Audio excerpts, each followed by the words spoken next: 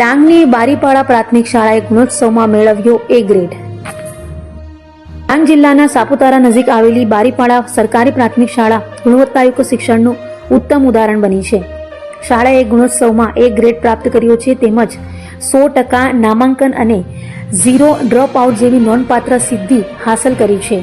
આધુનિક સુવિધાઓ, સમર્પિત શિક્ષકો અને ગુણવત્તાસભર શિક્ષણના કારણે શાળા ગામના વાલીઓની પ્રથમ પસંદગી બની છે. ડાંગના જિલ્લા પ્રાથમિક શિક્ષણાધિકારી વિજયભાઈ દેશમુખે પણ પોતાના બાળકોનો પ્રવેશ આજે સરકારી શાળામાં કરાવી સરકારી શિક્ષણ પ્રત્યે વિશ્વાસ વ્યક્ત કર્યો છે.